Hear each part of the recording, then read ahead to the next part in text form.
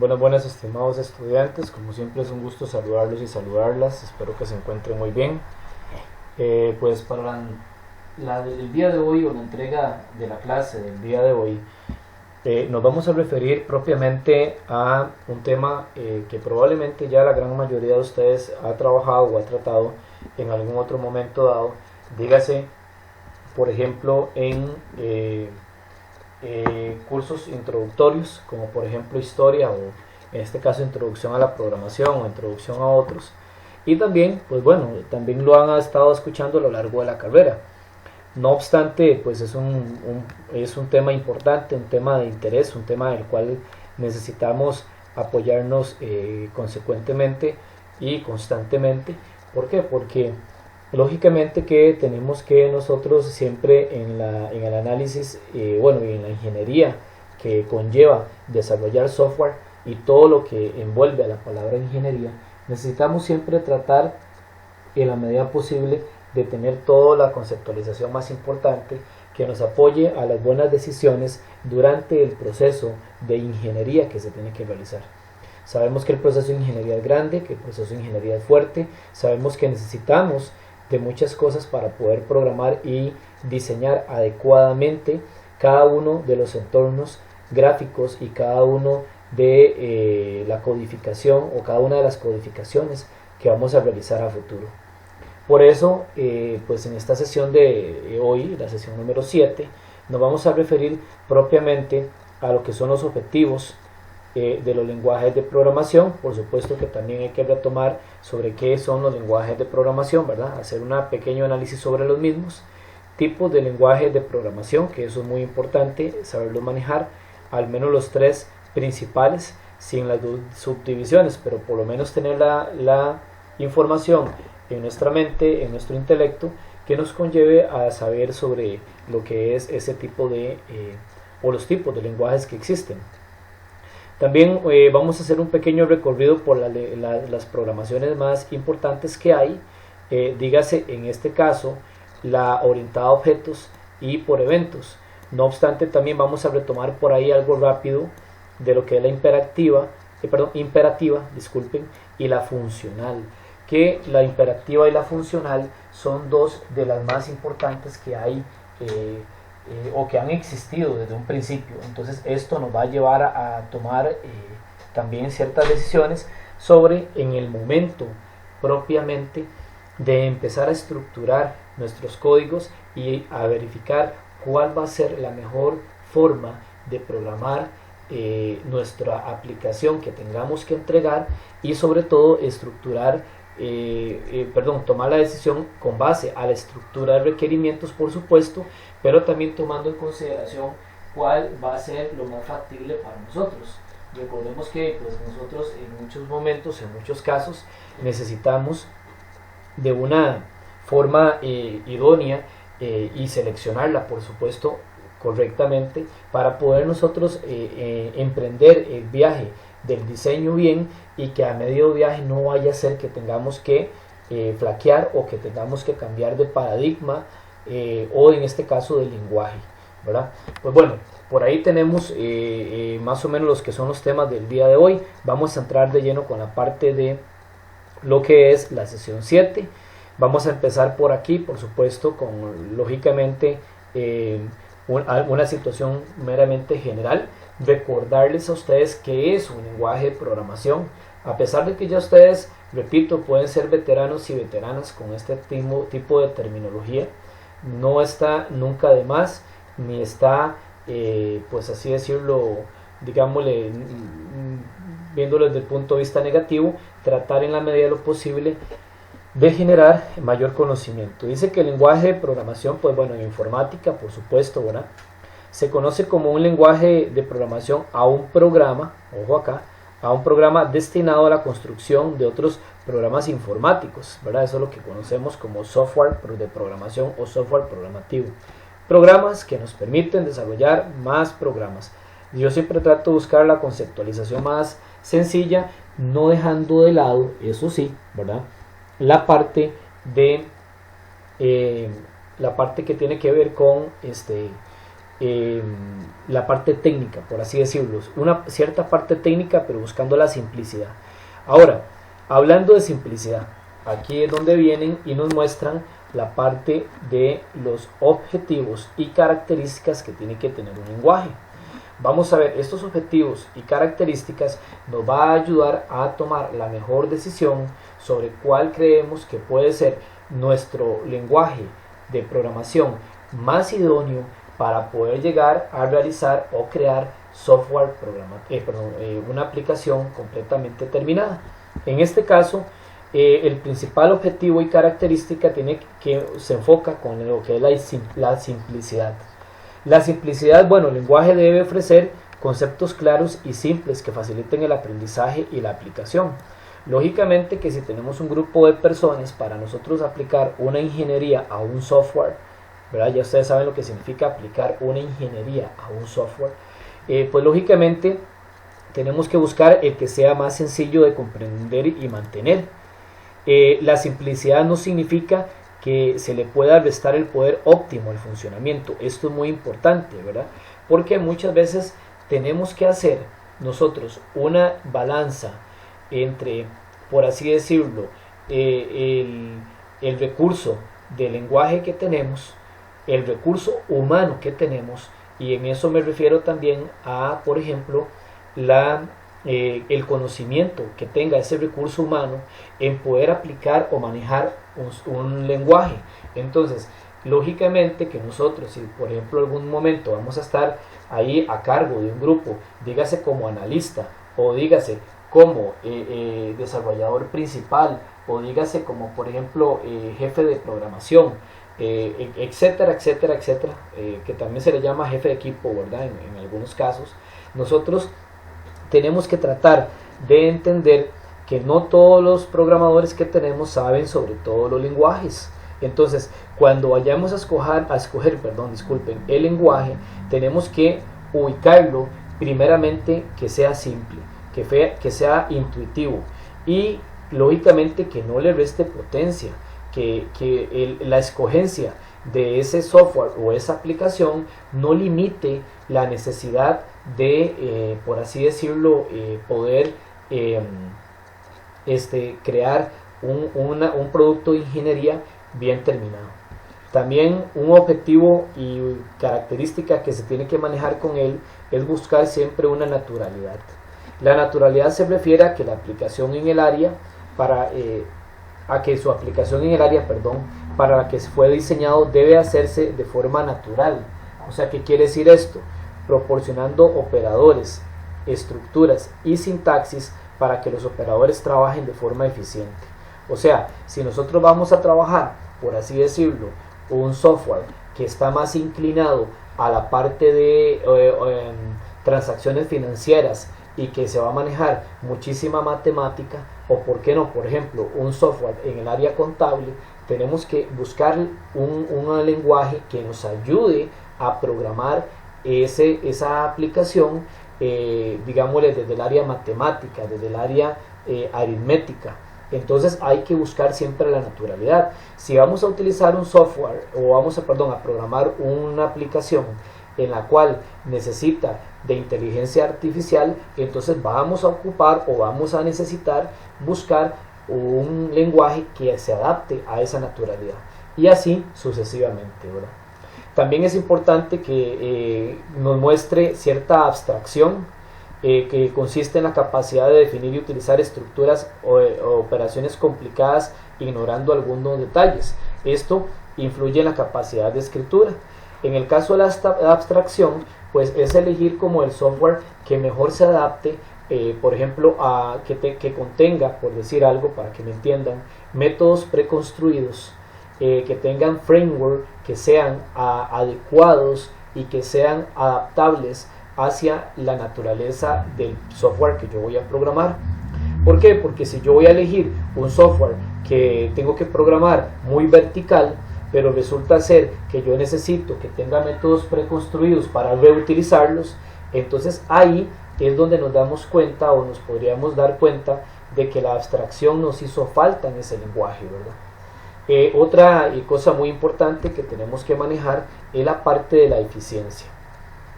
un lenguaje de programación tiene que ser eficiente, o sea, en este caso deben traducirse y ejecutarse eficientemente para no ocupar demasiado espacio en memoria, ni gastar mucho tiempo, ¿verdad?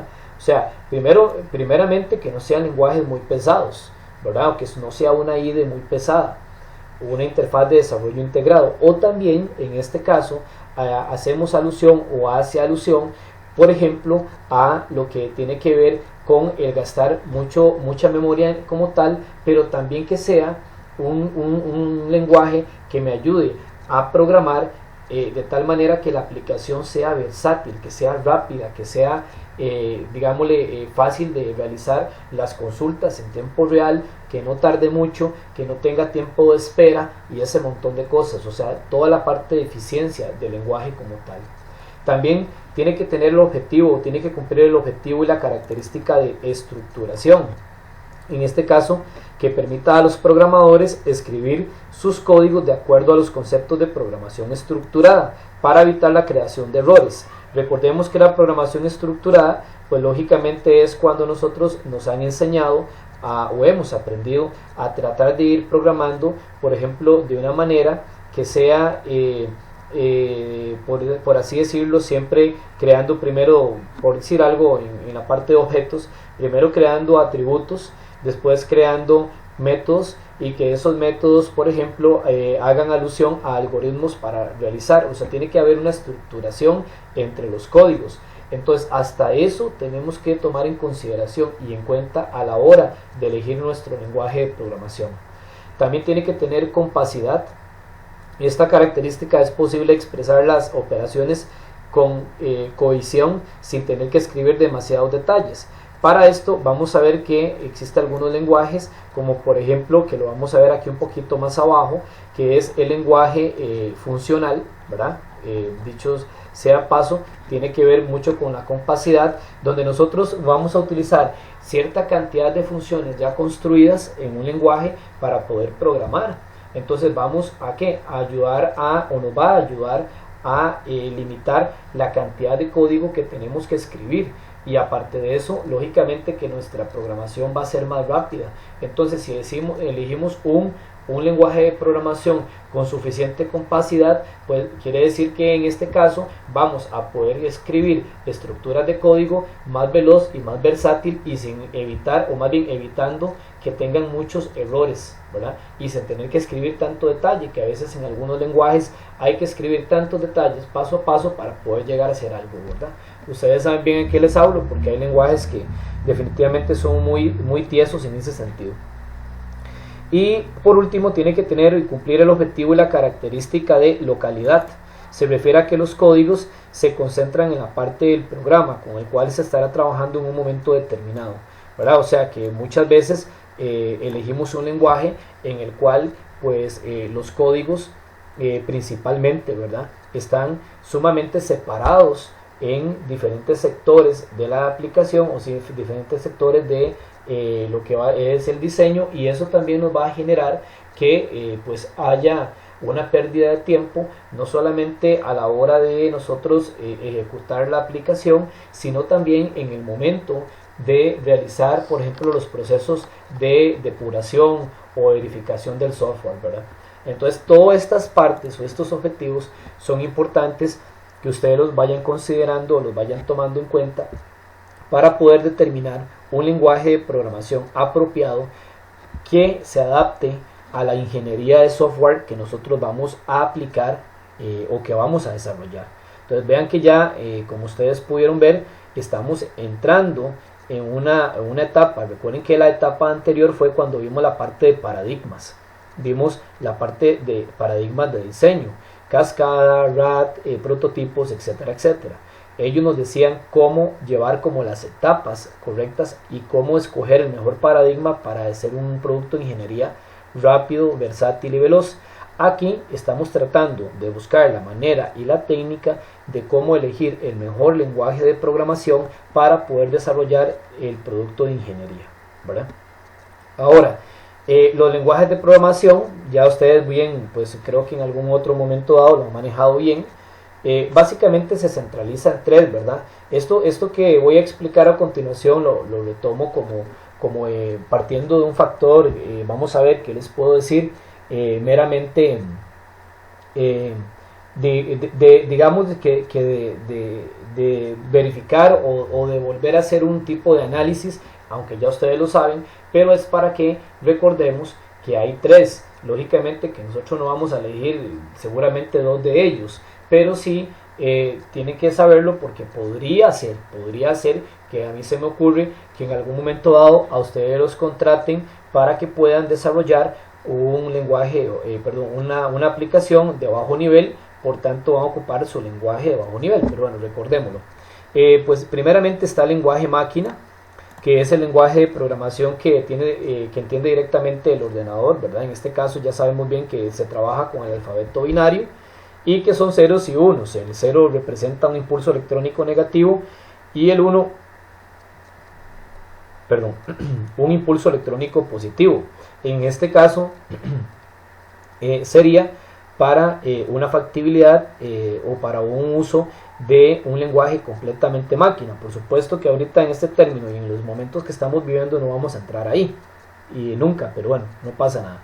También están los lenguajes de bajo nivel, que son mucho más fáciles de utilizar en el lenguaje máquina, que el lenguaje máquina, pero depende mucho de los ordenadores, como sucede en el lenguaje de la máquina. O sea, por ejemplo, recordemos que en la computadora nosotros tenemos en la tarjeta madre, tenemos un BIOS, ¿verdad?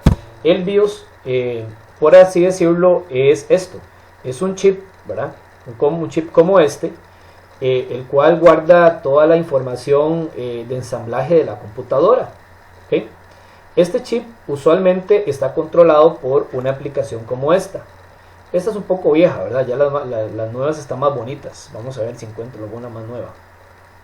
Este es un BIOS más nuevo, ¿ok? Véanlo ahí. Este BIOS está bastante más bonito y mejor programado, ¿verdad?, que el anterior. Bueno, aquí tenemos en realidad las dos versiones, el viejo y el nuevo, ¿verdad? El nuevo y el viejo. Entonces ahí lo pueden comparar. El asunto es que posiblemente nosotros nos podrían poner a programar un BIOS como este, que es un software de bajo nivel que va a guardar la información de la PC en un pequeño chip de silicio. Entonces, al final de cuentas, podría ser que en algún momento nos tocara hacer ese tipo de aplicación, ¿verdad? Pero bueno, lo que más nos interesa son los de alto nivel, que estos lenguajes son más fáciles de comprender y por supuesto de aprender, ¿verdad? Eso no cabe la menor duda. Utilizan palabras o comandos similares al lenguaje natural, ¿verdad? Esto fue programado para, lógicamente, beneficiarnos a nosotros, generalmente tomados en inglés. Ustedes muy bien lo saben, que generalmente todo esto se toma o se maneja en inglés, ¿verdad? Ok, y bueno, esos serían los tres tipos de lenguajes, los cuales yo creo que ya ustedes por ahí lo manejan exactamente bien. Ahora vamos a entrar ya de lleno con las programaciones. Si nos vamos a la parte de lo que es el programa como tal, nos está indicando que ya vamos a comenzar con lo que es la programación imperativa. ¿Qué es la programación imperativa? Pues vamos a ver que tiene ciertas características que tal vez a la larga pues nosotros estamos acostumbrados ciertamente a ver, ¿verdad? Pues bueno, nos vamos a esta parte. Quiere decir que la programación imperativa dice que viene del latín imperare, o sea, ordenar. O sea, yo le estoy ordenando a la computadora, por así decirlo, o le voy a ordenar a la computadora o al computador lo que él tiene que hacer. Es un paradigma de programación más antiguo, ¿verdad? De hecho es el con el que iniciamos desde hace mucho tiempo, ¿verdad? De acuerdo con este paradigma, un programa consiste en una secuencia, oigan bien, una secuencia claramente definida de instrucciones para el ordenador. Entonces, esto en palabras sencillas es lo que hacemos hoy por hoy, día a día, con los lenguajes de alto nivel. Entonces, el imperativo, hay muchísimos que son o que se utilizan hoy en día de esta manera, ¿verdad? Aunque también hacen mezcla, se puede hacer mezcla entre varios tipos de programación. En este caso, los lenguajes de programación imperativa son muy concretos, o sea, son, digámosle, muy a lo que vienen por así decirlo, con comandos y con estructuras para el desarrollo muy concretas y trabajan cerca del sistema. De esta forma, el código es, por un lado, fácilmente comprensible, o sea, si ustedes lo van a leer, lo van a comprender, aunque ustedes no lo hayan escrito, ¿verdad? Pero por otro lado, hay una pequeña desventaja. ¿Cuál es la desventaja? Que requiere de muchas líneas de texto fuente para escribir lo que en los lenguajes de programación declarativa se consigue con una sola parte de instrucciones, ¿verdad? Entonces, el imperativo, digámosle que es como un poquito los más viejos, ¿verdad? Los que nos han venido mostrando un poco más viejos, pero aquí tenemos algunos ejemplos más conocidos.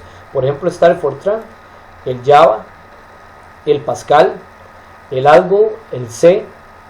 Aquí entra un poco lo que es el C#. No obstante, recuerden que el C#, de hecho, él posee él es multiparadigma. Entonces, el C# tenemos que meterlo en todo lado, porque cabe en todo lado. Tanto así que vean que aquí está el C++, y el C++ también es un lenguaje ciertamente bueno para programar, ¿verdad? Vienen los ensambladores, el Basic, COBOL. Imagínense que aquí están metiendo, dentro de esta parte imperativa, estamos metiendo el Python y el Ruby, que son dos lenguajes muy nuevos y que también son de esta forma imperativa. Pero también, al igual que el C#, el Python y el Ruby son multiparadigma. Entonces tenemos que meterlos en varios lugares, ¿verdad? En varios sitios. Por aquí tenemos un pequeño ejemplo, de lo que es en este caso la parte un ejemplo, digamos, de programación imperativa. De hecho, este está en C#, ¿verdad? Y pues esto está orientado a consola, ¿verdad? Pero si ustedes entienden todo lo demás, entienden la parte de consola. Entonces, nada más observen que lo que estamos indicando en el Using System para C#, Namespace Hola, así se va a llamar en este caso la pequeña aplicación que estoy haciendo, con un public class llamado Hola Mundo, Hello World, y pues bueno, hacemos un public static void que en este caso va a depender de, o sea, todo, vean que aquí es donde viene la parte de estructuración, o sea, todo depende de lo de arriba, esto depende de lo de arriba, esto va a depender de lo de arriba, esto de igual manera hasta que llegamos a la consola, y la consola nada más le mando un write line, una línea de impresión que diga hola mundo. Entonces, al final de cuentas, eso es la programación imperativa, que es ese paradigma donde va a ir definiéndose cada instrucción. Usualmente la de abajo hace referencia o tiene necesidad con la de arriba. Por otro lado, tenemos también lo que es la programación funcional. En el caso de la programación funcional, pues en un sentido estricto, la programación funcional define un programa como una función matemática, o sea, digámosle por así decirlo, en palabras sencillas, la programación funcional hace uso de las funciones, tal vez no precisamente todas matemáticas, pero usualmente convierte las entradas en salidas, o sea, yo le doy una entrada mediante una función y me da una salida mediante una función. En este caso, sin estados internos o estados internos que lo manejen o que lo vayan a controlar. En el caso de la funcional, pues es ciertamente bastante buena, es como un paradigma declarativo, donde nos enfocaremos en qué estamos haciendo y no en cómo lo estamos haciendo. Es un enfoque como por ejemplo, a diferencia del imperativo, ¿verdad? Que el imperativo es, se está haciendo que se quería, cómo se está haciendo lo que se quería. En cambio aquí es qué estamos haciendo, o sea, cómo lo vamos haciendo.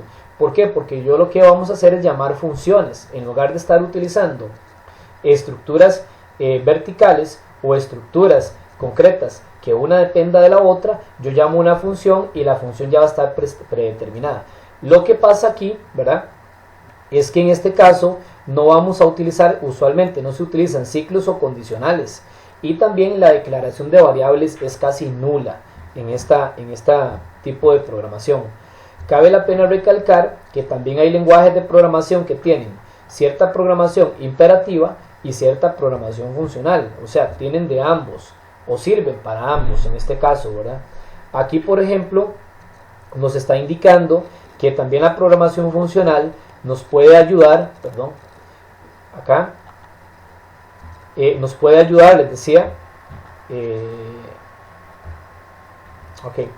nos puede ayudar a crear software más robusto o software que en este caso, por ejemplo, realice cosas más complejas, que también sea más mantenible, porque lógicamente que podemos encontrar más fácilmente los errores, porque también es más fácil de testear o más fácil de buscar los posibles errores. Entonces, lo que hace este tipo de programación, pues básicamente, repito, recalco, es reutilizar o utilizar funciones que ya vienen predeterminadas dentro del lenguaje de programación. Entonces ahí pues tienen algunos por ahí, los cuales pueden considerarlos, como el Java, PHP, el Ruby, el Python. Entonces vean qué interesante, el Ruby y el Python también son parte o son también tipo funcional. Aquí nos faltó también incluir, me faltó incluir el C#, que también sería o es parte del funcional, porque contiene sus funciones también. De hecho ahorita lo vamos rápidamente a analizar. También viene el Kotlin, el Elixir y el Haskell y el Erlang. Son algunos de ellos. Por supuesto que hay muchos de ellos que también son utilizados en la inteligencia artificial, porque recordemos que al utilizar la inteligencia artificial, entonces ya lo que se hace con los desarrolladores de esos lenguajes de programación, lo que han venido haciendo, lo que han venido estructurando, son ya funciones hechas que hagan cálculos exhaustivos sin tener que hacer mucha cosa, ¿verdad? Como por ejemplo, veámoslo acá. Esta sería en la mayor parte de forma imperativa. Nosotros escribiríamos para poder verificar si un número es par o es impar. En este caso tendríamos que utilizar una constante, o tenían que utilizar constantes, por ejemplo, como los que están acá, y utilizaríamos también ciertamente alguna función como el letDouble o el double, y ahí haríamos o trabajaríamos un for, y el for le diríamos que usamos un for let, que si por ejemplo en este caso el número en el punto length en aumento es double push number, en este caso por ejemplo el que utilizo o el que llamo multiplicado por 2, él va a hacer esta función matemática y lógicamente que me va a ir dando los pares. Entonces él va a ir, digamos, hasta donde yo voy a cargar en este caso la parte del i. Entonces él me va a ir aplicando y me va a ir dando los números desde en este caso el 2 hasta el x número par. Entonces vean cómo necesitamos realizar todo este tipo de situación hasta que en consola nos muestre la parte o la variable del double, ¿verdad? Que se cargó aquí, que se va cargando una a una. Entonces él la va mostrando, entonces me va a ir incrementando en 2, 4, 6, 8, etcétera, etcétera.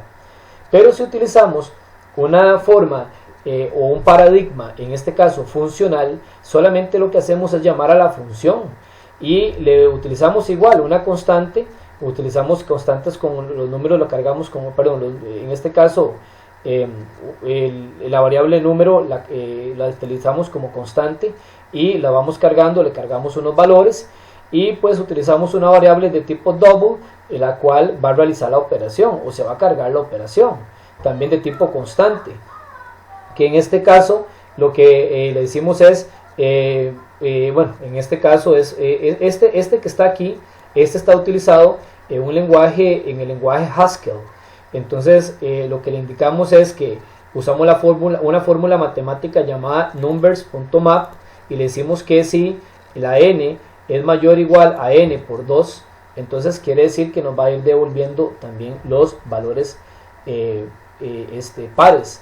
Entonces se van a ir cargando en la misma variable doublet y pues yo con la consola lo mando a imprimir, ¿verdad? Y ahí se va imprimiendo también 2, 4, 6, 8. Entonces nótese que todo lo que ocupé para que se hiciera una impresión que de una forma funcional la va a aplicar de esa manera. Por supuesto que los lenguajes funcionales son un poco más complicados de entender, de trabajar y manipular. Por tanto, estos lenguajes, como por ejemplo el F#, ¿verdad? También un lenguaje presente en la plataforma Visual Studio, es bastante más complicado de utilizar y pues hay que aprenderlo a utilizar, puesto que el F# en Visual Studio sí es un software o un lenguaje completamente funcional, o sea, trabaja con puras funciones matemáticas y aritméticas. Entonces sí hay que tratar de saberlo manipular. Ya ahí tienen como las dos formas que ustedes pueden escoger de acuerdo a la naturaleza de la aplicación de ingeniería que tienen que ustedes llevar a cabo. Entonces ya ustedes van a decir, bueno, seleccionamos un lenguaje funcional o un lenguaje imperativo, ¿verdad? Ahí ustedes se van a encargar de tomar la mejor decisión en torno a este tipo de cosas que yo le he venido diciendo, que bueno, también se las he hablado de un carácter muy general, pero sí tienen que buscar también como un poco más de ustedes de información a futuro para que sepan cuál va a ser la mejor manera de programar su producto de ingeniería. Pues bueno, esos son como los dos tipos de programación más importantes, ¿verdad? Hay algunas otras, ¿verdad? También dentro de eso se está metida la declarativa y hay otras por ahí, pero de mi parte quiero nada más entregarles estas dos, porque creo que con estas dos ustedes toman las mejores decisiones, ya que pues de ahí también lógicamente son las más usadas, ¿verdad? Son las más usadas, son las más utilizadas. Ya entrando con paradigmas de programación, ¿verdad? Como yo lo voy a programar, ¿verdad? No paradigmas de diseño, recordemos, ¿verdad? Paradigmas de diseño lo vimos la semana pasada, ¿no? O la sesión anterior, disculpen, cuando vimos la parte de paradigmas de diseño, que era todo lo referente al RAD y al prototipos y todo lo demás. En este caso precisamente es paradigmas de programación como tal. Y vamos a hablar de los dos más importantes, ¿verdad? Hay algunos otros, pero vamos a retomar los dos más importantes. Quizá para mi criterio el más importante, que ya ustedes lo han escuchado enormemente bien, ¿verdad? O enormemente. Creo que ya ustedes también han ahondado con este, han programado con este, que probablemente también en algún sentido siguen programando con este lenguaje. Y pues bueno, es importante manejarlo. Programación orientada a objetos, ¿ok? El primer paradigma de desarrollo. La programación orientada a objetos es un paradigma de programación que vino a innovar la forma de obtener resultados. O sea, la forma de ver los resultados dentro de la escritura de códigos o dentro de la codificación. Los objetos manipulan los datos de entrada para la obtención de los datos de salida específicos. Ya vamos a ver, lógicamente vamos a abundar en lo que son los objetos. Donde cada objeto ofrece una funcionalidad especial. O sea, cada objeto va a estar catalogado con una funcionalidad, en este caso llamada usualmente método, diferente, y que puede trabajarse el método de acuerdo a las necesidades que nosotros tengamos, ¿verdad? En este caso, muchos de los objetos prediseñados de los lenguajes de programación actuales permiten la agrupación en bibliotecas o librerías. Esto es muy importante mencionarlo, ¿verdad? Actualmente una gran mayoría de lenguajes de programación ya vienen con ciertos objetos prediseñados. No tenemos que nosotros, pues así decirlo, no tenemos que declararlos, ni crear sus clases, ni crear sus métodos dentro de ello. Pero, sin embargo, en estos tipos de lenguajes permiten al usuario la creación de sus propias bibliotecas. O sea, nosotros vamos a crear nuestras propias bibliotecas de programación, que eso también es sumamente importante. En la programación orientada a objetos, es un paradigma surgido en el 70, hay un poquito de historia, ¿verdad? Que utiliza objetos como elementos fundamentales. El objeto es una abstracción de un hecho, un ente del mundo real. En realidad yo creo que casi todo, ¿verdad? Nosotros en programación tratamos siempre de adaptarlo a algo que se esté generando, que tenga la necesidad de generarse de un hecho o una situación del mundo real. No obstante, pues aquí nosotros tenemos la posibilidad de hacerlo valer más aún, ¿verdad? En este caso con atributos que representan sus características o propiedades y métodos que emulan el comportamiento. Recuerden que en este caso sus atributos ya lo vamos a ir viendo y sus métodos también, para también detallarlo. Todas las propiedades y los métodos comunes a los objetos se encapsulan o se agrupan en clases, ¿verdad? Eso también recordemos que ahorita vamos a retomar también lo que es el concepto de encapsulamiento, que en este caso una clase es una plantilla o un prototipo para crear objetos. En general se dice que cada objeto es una instancia o ejemplar de una clase. O sea, cada objeto invoca o va a invocar en este caso a una clase. Esto probablemente, ya lo que yo les he dicho en esos, en este caso, en estos 4 párrafos, probablemente ya ustedes lo entienden y lo comprenden porque ya hemos hablado en algún momento dado, se ha hablado sobre esto. No obstante, no está de más hacer un pequeño análisis sobre esta parte de acá, ¿verdad? En el caso de los conceptos fundamentales que se manejan en la programación orientada a objetos, son muchos conocidos por ustedes. Dice que la programación orientada a objetos es una forma de programar que trata de encontrar una solución a estos problemas. Introduce nuevos conceptos que superen y amplíen conceptos antiguos ya conocidos. De hecho, ya ustedes saben que es un paradigma, está entre los más nuevos, ¿verdad? Y los más importantes, dicho sea de paso, ¿verdad? Entre ellos destacan los siguientes: el objeto, que en este caso el objeto, permítanme nuevamente devolverme, el objeto pues es una instancia a una clase, o sea, va a llamar o va a invocar a una clase, ¿verdad? También podemos decir que es una entidad provista de un conjunto de propiedades. Recordemos que cuando hablamos de las propiedades estamos hablando de, por ejemplo, de ejecución de situaciones o funciones propias de la aplicación o del software como tal, ¿verdad? También de atributos o datos que vienen siendo lo mismo, ¿verdad? Muchas veces también lo podemos enmarcar dentro de lo que son las partes de variables. Esos son datos que se van a manejar en el objeto, ¿verdad? Y de un comportamiento o una funcionalidad llamada métodos. O sea, quiere decir que el objeto básicamente es el que le va al objeto se le va a promover o se le va a proveer, de un montón de características y de otro tipo de situaciones que están de aquí para abajo, ¿verdad? Que ya las vamos a ir viendo. Los mismos que consecuentemente reaccionan a eventos, ¿verdad? Eso es muy importante. Hay que entender que nosotros, aunque programemos por objetos, nunca vamos a dejar de, en este caso, programar eventos. Nunca se va a dejar de programar eventos. Se corresponden con los objetos reales del mundo que nos rodea o con objetos internos del sistema, o sea, de la aplicación o el lenguaje en el que estemos utilizando. Entonces el objeto básicamente es el que va a invocar a una clase, y que a continuación les explico lo que es la clase, o recordamos lo que es la clase. Una clase se puede definir de las propiedades y comportamientos de un tipo de objeto concreto. En este caso, la instanciación es la lectura de estas definiciones y la creación de objeto a partir de ella.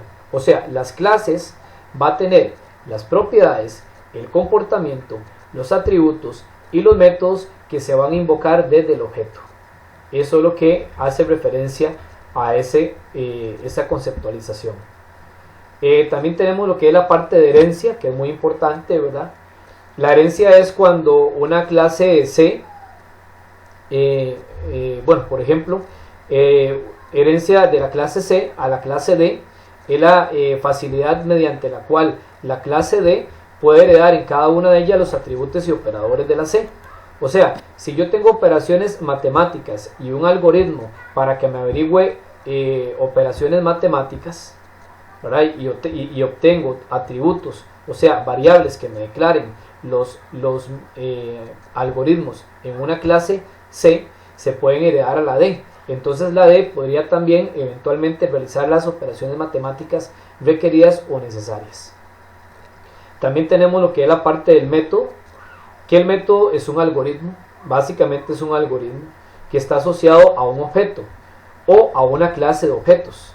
Usualmente el método o el algoritmo lo metemos o lo almacenamos en clases, cuya ejecución se desencadena tras la recepción de un mensaje, ¿verdad? En este caso, cuando se le hace una solicitud, usualmente cuando le cargamos una variable o le mandamos un atributo, cosas por el estilo. Desde el punto de vista del comportamiento, es lo que el objeto puede hacer. O sea, lo que el objeto va a hacer de acuerdo al algoritmo que existe, ¿verdad? Entonces, básicamente sería de la siguiente manera. en resumidas cuentas, existe un objeto, que el objeto va a heredar una clase, que la clase es una estructura de propiedades que va a contener, en este caso, herencias, o puede contener herencias, no necesariamente tiene que contener herencias, y tiene que contener, en este caso también, atributos.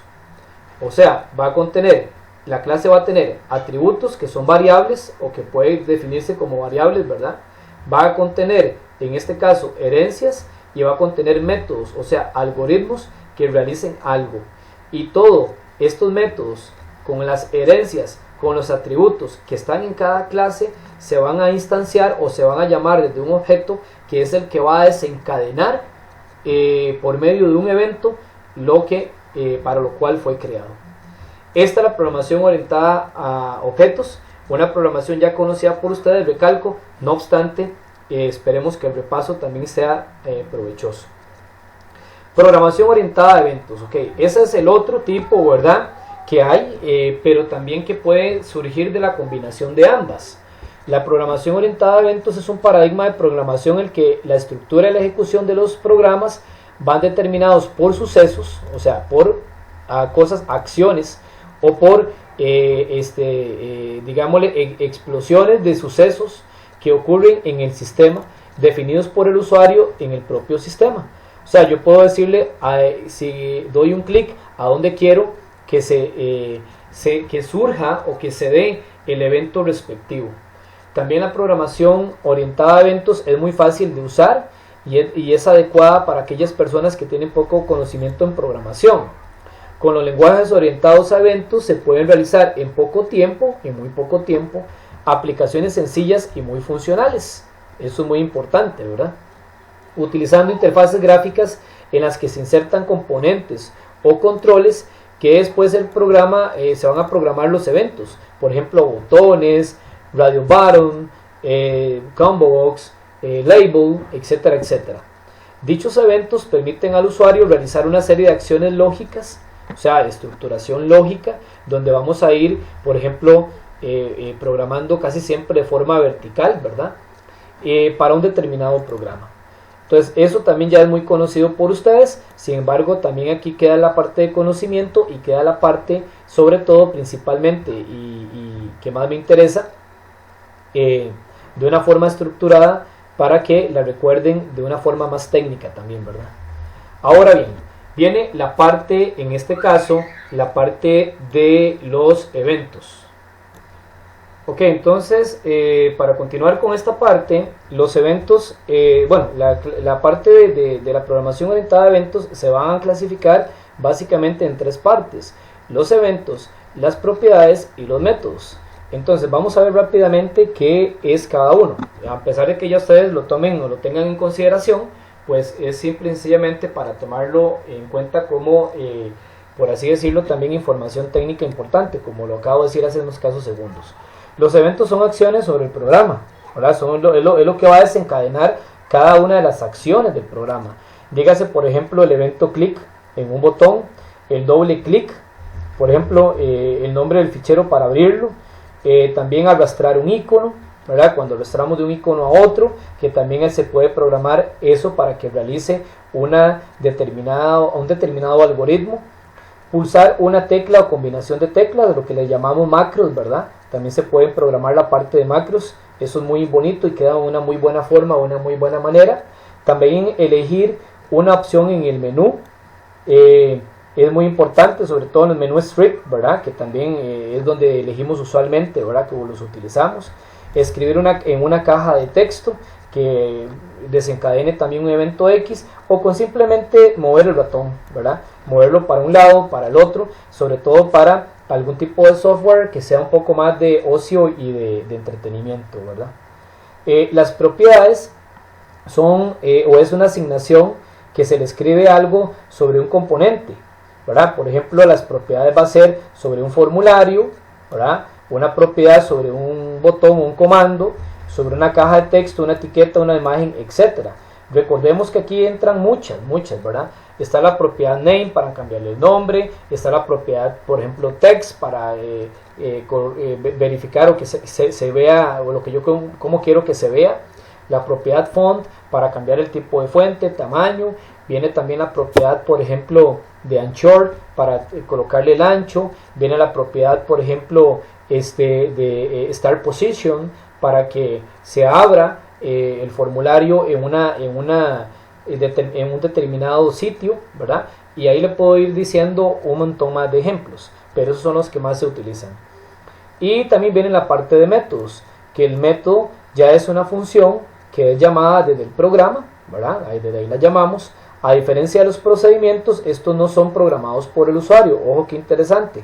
No son programados por el usuario, porque alguna gente dice, profe, pero el procedimiento no es igual que el método. Bueno, sí, algunos de ellos pueden ser similares, pero yo puedo hacer un procedimiento que simule un método, pero los métodos ya están creados. Por eso es lo que dice aquí, ya vienen preprogramados. O sea, el método ya son cosas preprogramadas en el lenguaje de programación. Los métodos realizan tareas típicas y comunes de todas las aplicaciones que nos van a ayudar, dicho sea de paso, a agilizar la programación y a agilizar todo lo que hacemos y cómo lo hacemos. Como por ejemplo, le puedo hablar del método move, que es para una ventana, en este caso el formulario, para hacer 2 dimensiones o dimensionar la pantalla. También le puedo hablar del set focus, load focus o el add item para que agregue un ítem. Le puedo hablar también del método, por ejemplo, .clear para que limpie, el .focus solamente para que coloque el cursor en cierto lugar. Por ejemplo, el .hide para que lo muestre, el .show para que lo muestre, disculpen, el .hide para que lo oculte, y así podemos ir hablando de muchos métodos, repito, que ya están preprogramados y que no tenemos que buscar una forma exhaustiva de hacerlo. De esta manera, pues hicimos el recorrido, o hemos hecho el recorrido del día de hoy. Como ustedes pueden ver, sigo tratando de darles a ustedes información que les ayude a elegir cuál va a ser el mejor proceso de ingeniería cuando tengan que realizar un proyecto, sobre todo fuerte, robusto y de muy alto nivel. Espero que les haya gustado la clase, que lo hayan entendido, y muchas bendiciones para todos y todas, y los veo en la próxima entrega de otra clase asincrónica o grabada.